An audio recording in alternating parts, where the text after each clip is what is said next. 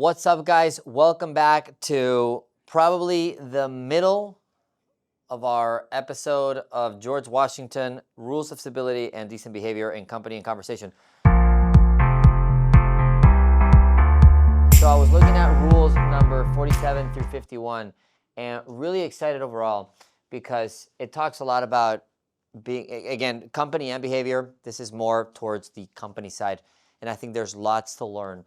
So rule 47, let's get right to it. Mock not nor jest at anything of importance. Break no jests that are sharp, biting, and if you deliver anything witty and pleasant, abstain from laughing thereat yourself. It overall means, and again, we've been talking about how probably common sense in the world comes from this book, but it's overall talking like, hey, wise people, they know when to be lighthearted about something and when to make a joke about something and when a serious matter is actually very serious. So there's situations, and you've heard this, where somebody's made a joke right on the line because you realize maybe it was too soon to talk about that. And you can come off very immature or insensitive if you make a very serious matter laughable or joking, even if it's just lighthearted. So just pay attention to that. Okay, rule number 48, wherein you reprove another, be unblameable yourself, for example is more prevalent than precepts. Example is more prevalent than precepts. I think that's the biggest thing, is that if you have to blame somebody for anything, make sure there is proof and evidence that you are not a bad example of this.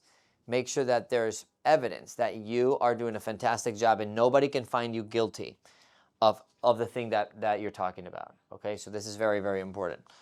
I always think this is the best method for training people, is making sure. Imagine people were deaf, they couldn't hear you, and you would have to basically teach them just without using words. You would have to use action. So you would never be able to be blamed for something you're a bad example of if you're going to ask them to do it, right? Rule number 49, use no reproachful language against anyone, neither curse or revile.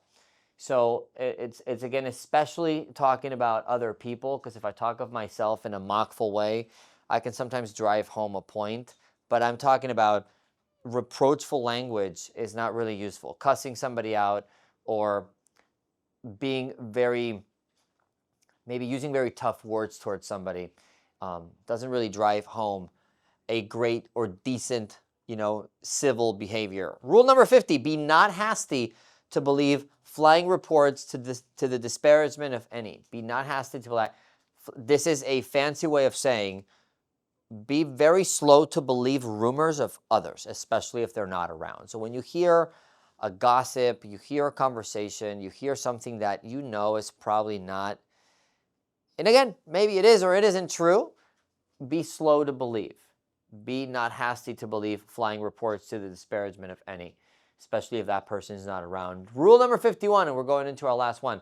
Wear not your clothes. Man, if people in 2025 could really understand that wearing clothes is not about gathering attention, right?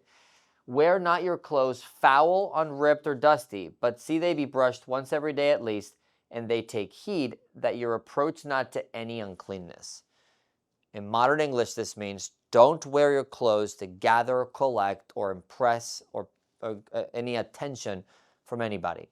Though clothes is not meant for that, but it's meant, and again, it just talks about brushed once every day at least. It's not the goal of clothing or clothing yourself to gather someone's attention. It's almost a message, a nonverbal message that you send when you really want to grab attention because of the stuff you're wearing. Rules of civility and decent behavior in company and conversation. George Washington, we're almost halfway there. We'll see you at the next one.